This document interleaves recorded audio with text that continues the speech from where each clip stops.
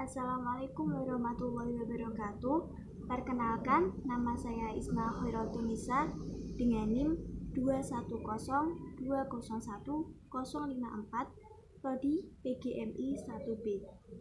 Video ini dibuat untuk memenuhi tugas UAS mata kuliah pengantar filsafat. Dalam video kali ini, saya akan menjawab 4 soal yang sudah diberikan. 1. Apa urgensi dari filsafat, dan apa manfaat mempelajari filsafat?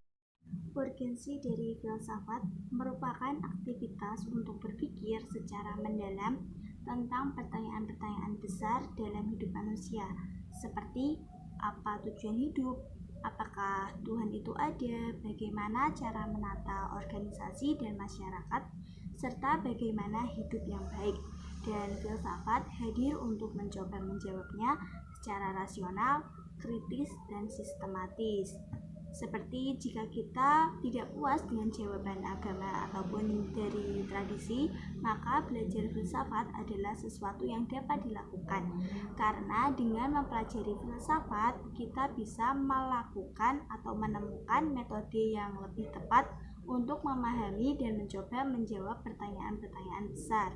Adapun manfaat dari mempelajari filsafat diantaranya kita akan mendapat beberapa keterampilan sebagai berikut, seperti memikirkan sesuatu masalah secara mendalam dan kritis, membentuk argumen dalam bentuk lisan maupun tulisan secara sistematis dan kritis, juga mengkomunikasikan ide secara efektif dan mampu berpikir secara logis dan menangani masalah dalam kehidupan yang selalu tak terduga.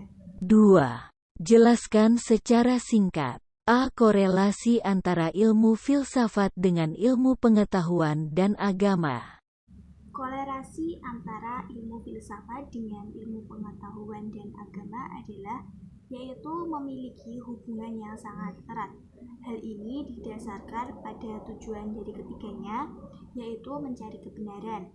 Namun, dengan demikian, ketiga aspek dimaksud secara horizontal saling berhubungan, namun secara vertikal hanya agama saja yang memilikinya.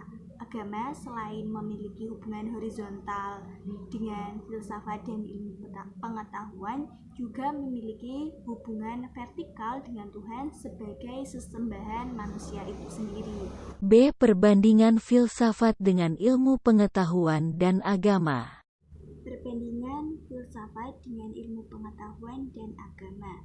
Filsafat dan ilmu pengetahuan keduanya adalah sama-sama bersumber kepada akal, pikiran, budi, rasio, dan nalar untuk mencari sebuah kebenaran. Tetapi dalam ilmu pengetahuan, kebenaran dapat dibuktikan melalui penelitian-penelitian, sedangkan agama berusaha mengungkapkan, menjelaskan, dan membenarkan sesuatu berdasarkan yang bersumber dari wahyu. C. Sentuh antara filsafat dengan ilmu pengetahuan dan agama. Titik sentuh antara filsafat dengan ilmu pengetahuan dan agama, yaitu tidak semua permasalahan dapat dipecahkan oleh ilmu pengetahuan, karena ilmu pengetahuan yang terbatas subjeknya dan juga terbatas oleh metodenya. Kemudian permasalahan-permasalahan yang tidak terjawab oleh ilmu pengetahuan dicoba dijawab oleh filsafat. Namun, tidak semua masalah terjawab atau belum terjawab, lantas dengan sendirinya dapat dijawab oleh agama. Agama hanya memberi jawaban tentang banyak persoalan asasi yang sama sekali tidak terjawab oleh ilmu pengetahuan dan juga filsafat. 3. Cabang dari filsafat dan contohnya. A. Ontologi. Ontologi berarti ilmu yang mempelajari sesuatu kebenaran atau kondisi yang ada sesuai dengan fakta. Contohnya, ontologi tentang rumah. Di zaman sekarang, sudah berbagai macam model rumah yang dibangun. Rumah saat ini ada yang bersusun, bertingkat, bahkan ada yang berbentuk seperti apartemen.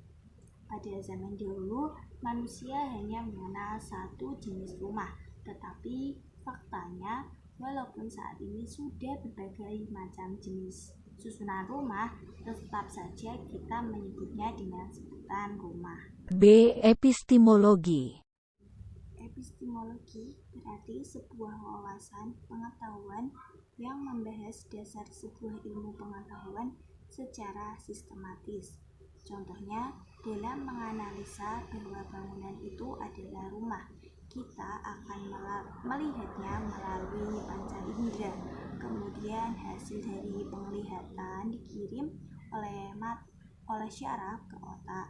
Dalam otak, penglihatan tadi akan dianalisa lebih lanjut sehingga dapat terlihat atau dapat diketahui apakah itu sebuah bangunan disebut rumah atau bukan. C. Aksiologi. Aksiologi berarti ilmu yang mencari tahu sebuah manfaat atau nilai yang didapat dari sebuah analisis ilmu terhadap sesuatu. Contohnya, dari contoh-contoh sebelumnya, maka dengan ilmu aksiologi kita bisa mengetahui rumah mana yang ingin kita tinggali, rumah yang nyaman dan rumah yang sesuai yang kita inginkan. Dengan itu kita bisa mudah menentukannya sesuai dengan kebutuhan. D. Metafisika. Metafisika adalah cabang filsafat atau pengetahuan yang membicarakan mengenai hal-hal yang paling mendasar di luar pengalaman manusia. Nah, contohnya seperti ada pertanyaan kenapa manusia itu ada dan apa tujuan manusia hidup. Contohnya adalah semua atau segala hal-hal pertanyaan yang mendasar. 4. Berpikir yang seperti apa sehingga itu termasuk dari proses berpikir ilmiah, kritis, dan rasionalis. Berpikir ilmiah. Berpikir ilmiah merupakan fokus untuk mencapai tujuan berpikir secara optimal dan sebuah proses panjang yang melewati pengamatan ujian kebenaran perbandingan sehingga menghasilkan kesimpulan yang sah dan benar. Selanjutnya adalah berpikir kritis, yaitu sebuah proses berpikir yang membutuhkan penilaian yang masuk akal, logis, dan secara matang dalam mencari kesimpulan. Dan yang terakhir, berpikir rasional merupakan kemampuan berpikir dalam mempertimbangkan informasi yang berhubungan dengan kejadian baik berupa fakta dengan alasan yang pasti dan tentunya masuk akal. Demikian jawaban UAS dari saya. Apabila ada salah kata, mohon maaf yang sebesar-besarnya. Wassalamualaikum warahmatullahi wabarakatuh.